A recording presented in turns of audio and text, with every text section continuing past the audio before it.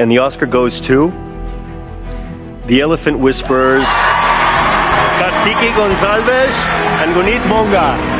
दी elephant whispers को Oscar मिल चुका है और आज गुरनीत मोंगा के फैमिली मेंबर से मिलने के लिए हम चांदनी चौक आ पहुंचे हैं। सब जानते हैं कि गुनीत अगर कुछ कर रही है तो कुछ स्पेशल होगा। बहुत ही प्राउड फीलिंग थी और एक दूसरे को सपोर्ट करने वाली, एक दूसरे को कंग्रेचुलेट करने वाली जो खुशी चेहरे पे जेन्युइनली नजर आती है। Largely for Indian cinema, I think we just got started. पूरी गुनीत की टीम और जो लोग काम करते हैं साथ में वो सब एक्सपर्ट्स हैं, तो दे नो बेस्ट।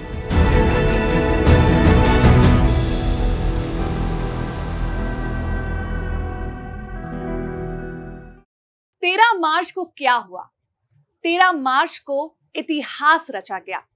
देश की पहली इंडियन विमेन ने ऑस्कर जीता।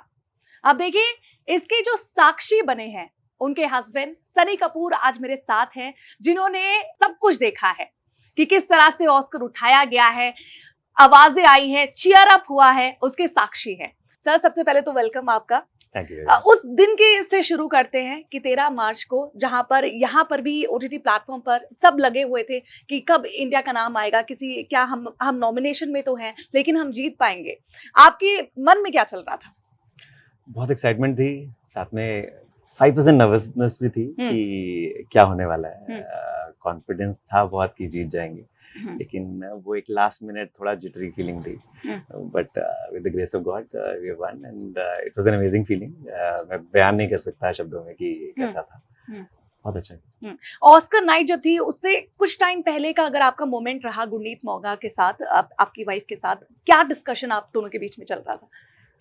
आई थिंक सबसे इम्पोर्टेंट मोमेंट वो था जब ऑस्कर के लिए हम रेडी होके निकलने वाले थे और उसमें बहुत कुछ चल रहा था। इधर Guneet was getting ready and sari पहनना और साड़ी की टेक्निकल डिटेल्स पहनना, तो मैं वहां देख रहा था एंड मेकअप वगैरह सब चल रहा था, but in the back of my mind आपने मुझे बताया साड़ी भी आपने ही उन्हें कहा था, सजेस्ट किया था कि ऑस्कर में पहनने। मेरा सजेशन था, but final choice was hers. Final choice उनकी थी और उन्होंने डिसाइड किया कि बनारसी साड़ी पहनने वाले हैं एंड बहुत अच्छा रहा क्योंकि वर्ल्ड स्टेज पे हमारे इंडियन हैंडलूम्स को दिखाने का मौका मिला।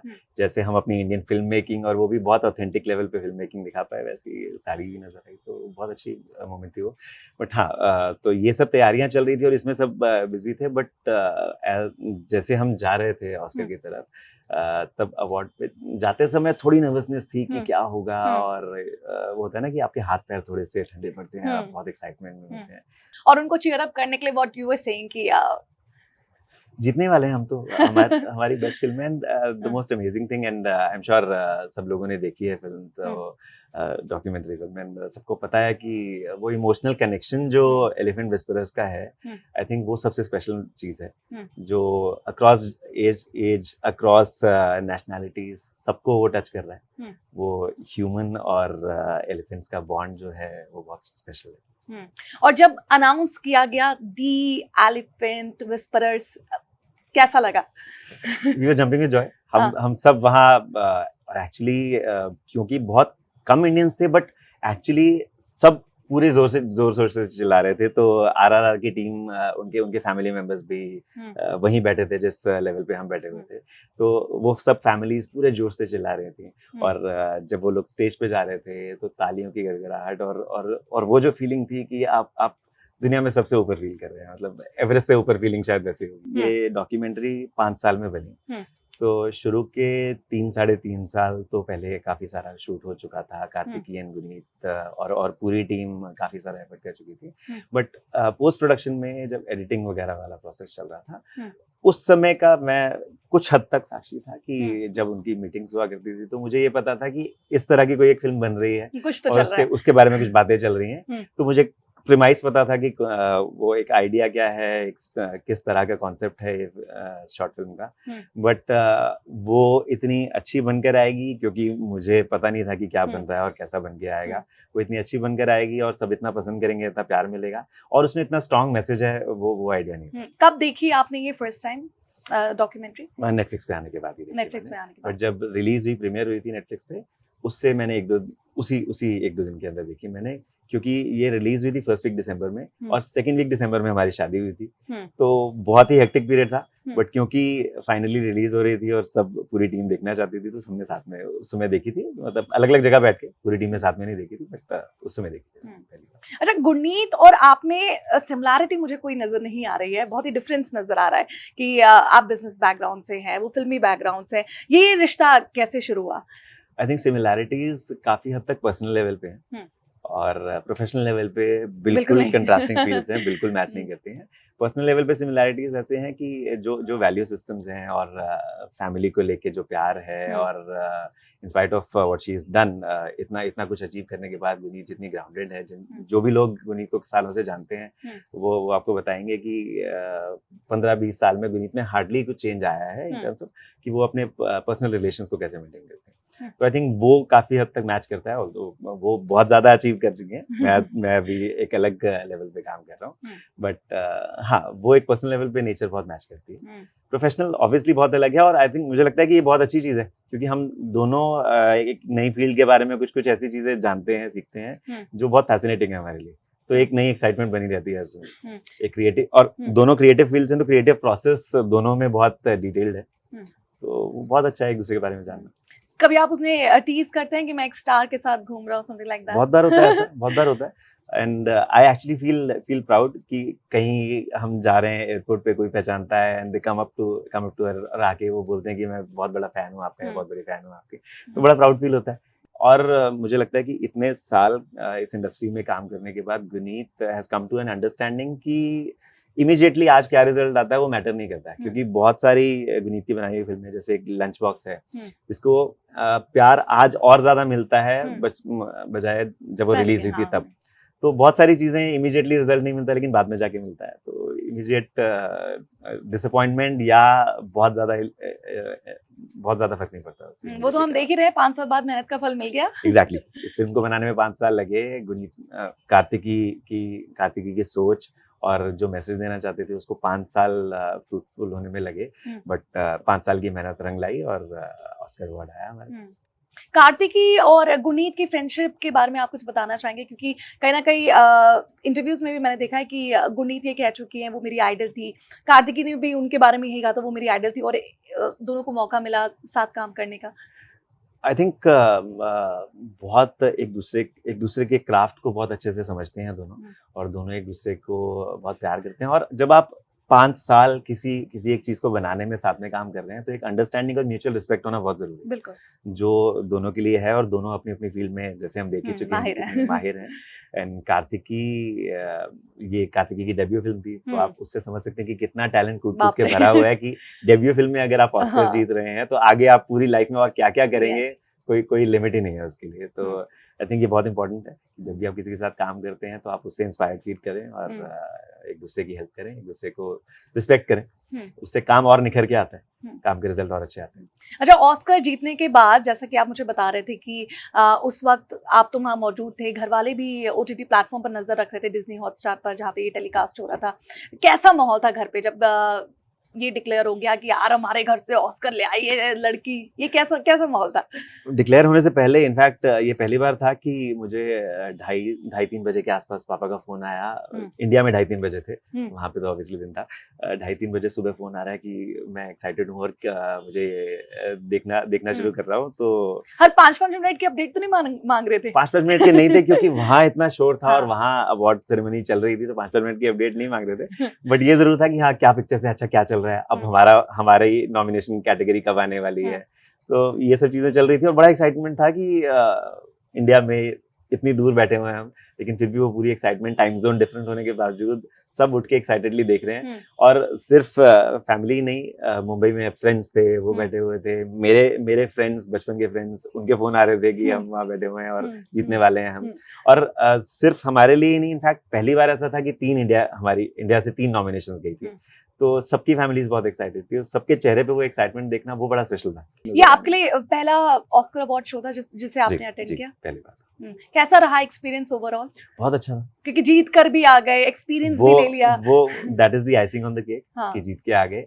बट बहुत अच्छा इस हिसाब से था कि काफी सारे स्टार्स जो हम यूजुअली फिल्मों में देखते हैं या टीवी पे देखते हैं, उन लोगों को सामने देखना एंड ये एक्सपीरियंस करना कि eight the end of the day सब सेम फ्रेटर्निटी से हैं, तो एक दूसरे के लिए जो उनकी रिस्पेक्ट है, एक दूसरे के लिए जो है एडमिरेशन है, वो देख के बहुत अच्छा लगा। और इंडिया से क्योंकि हमारी 3 नॉमिनेशंस थी, तो सारे नॉमिनीज वहाँ थे और how humble and how grateful they were, and एक दूसरे को सपोर्ट कितना कर रहे थे वो देख के बहुत अच्छा लगा कि हम चाहे यहाँ रह के कभी कभी बात करते हैं कि मैं इस रीजन से आता हूँ या मैं उस रीजन से आता हूँ, बट हम वर्ल्ड स्टेज पे एक दूसरे की सपोर्ट और एक दूसरे की हेल्प करने में कितने आगे हैं, वो बड़ी स्पेशल चीज थी देख के।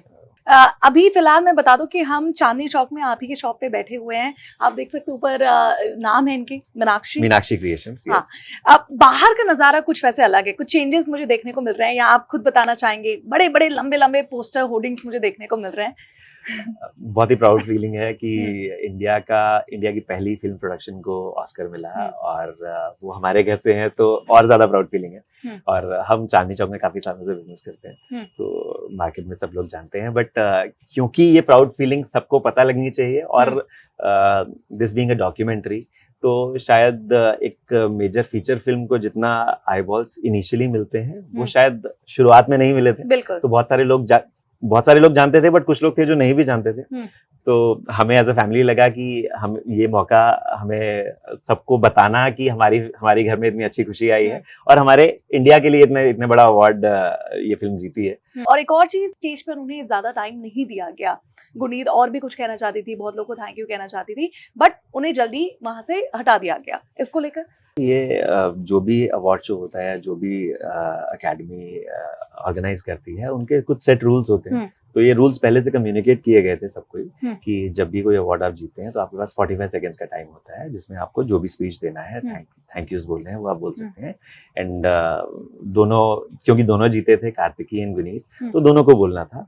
तो 45 सेकंड्स का टाइम शायद कंप्लीट हो गया था और उन्होंने वहां हटा दिया। तो बोलने का मौका इस बार नहीं मिला, तो अब और अवार्ड जीतेंगे, और काफी अवार्ड्स आने वाले हैं, काफी ऑस्कर्स आने वाले हैं, और उसमें और स्पीच देंगे। Guneet was angry after that, अगर जैसे ये सिनेरियो हुआ, बिकॉज़ बहुत सारे इमोशंस रहते हैं इंसान के अंदर। नॉट एंग्री एज सच, थोड़ी सी डिसअपॉइंटमेंट इस तरह थी कि कुछ बोलने की चाहत थी, वो उस समय नहीं बोल पाए, लेकिन बैक स्टेज फिर क्योंकि विनर्स वॉक होता है और वहाँ पे इंटरव्यूज लिए जाते हैं और वहाँ पे बोलने का मौका मिल गया, तो वो डिसअपॉइंटमेंट भी वहाँ खत्म हो गई।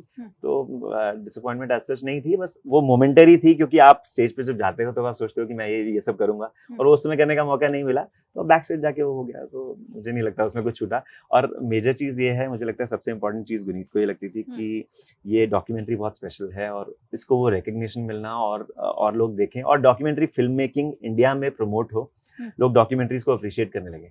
आई थिंक वो हमें नजर आ रहा है कि नेटफ्लिक्स में टॉप कर रही है अभी एलिफेंट विस्परर्स। तो मुझे लगता है कि ऑडियंसेस भी और ज्यादा डॉक्यूमेंट्रीज को देखने लगेंगे। मैं खुद भी शायद डॉक्यूमेंट्रीज इतनी पहले नहीं देखता था, अब मैं भी देखने लगा हूँ। अच्छा, गुनीत को आपसे ज्यादा अच्छा से कोई नहीं जानता होगा, आप तो पर्सनल लेवल पे नहीं जानते हैं।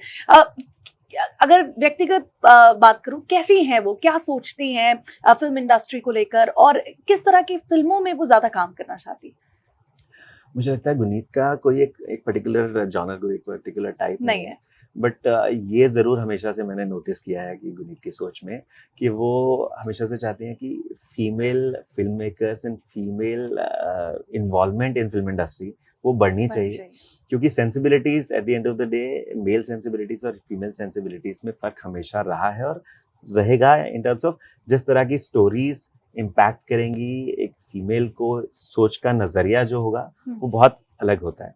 तो पार्टिसिपेशन क्योंकि फिल्म इंडस्ट्री में मेजरली मेल्स की रही है, तो फीमेल्स के आने से वो एक नजरिया थोड़ा चेंज होता है। तो इस चीज को वो हमेशा से प्रमोट करती रही, और साथ में मुझे लगता है कि वो कभी भी किसी एक स्टीरियोटाइप में बन के नहीं रहना चाहते। तो अलग अलग नई स्टोरीज जो एक्साइट करें, जिनके बारे में बात नहीं की जा रही है पहले, कुछ अलग नजरिया, वो चीजों को प्रमोट हमेशा से करती रही है, और इसीलिए जानी जाती है। मैंने जो इंडस्ट्री में जिन भी लोगों से मैंने अभी तक इंटरेक्शन हुई है, बात की है, सब जानते हैं कि गुनीत अगर कुछ कर रही है तो कुछ स्पेशल होगा, और कुछ अलग हटके होगा, जो कभी नहीं देखा अभी तक। तो आई थिंक यही बहुत इंपॉर्टेंट है कि वो स्टोरीज जो कोई और नहीं बता रहा है, शायद वो बताने के लिए और लोग आगे आने चाहिए। और गुनीत के साथ साथ और बहुत सारे नए फिल्म मेकर्स हैं जो ऐसी चीजें कर रहे हैं, तो फिल्म इंडस्ट्री हमारी और आगे बढ़ेगी। बिल्कुल। तो जाते जाते ये बता दीजिए, नेक्स्ट ऑस्कर फिर कब आ रहा है? मैनिफेस्टेशन बहुत बड़ी चीज़ है गुनीत की लाइफ में। 2019 में जब उनकी फिल्म को she was an executive producer, period end of sentence को ऑस्कर मिला था, तो उससे 1 साल पहले शी हैड ऑलरेडी सेड कि ऑस्कर आने वाला है, तो वो ऑस्कर आ गया। और अभी भी ये वाले ऑस्कर के लिए भी शी वाज मैनिफेस्टिंग दिस, तो और नए ऑस्कर के लिए she is already started manifesting, तो बहुत जल्दी आ रहा है। मुझे लगता है वो स्टेज पे ही कर दिया होगा।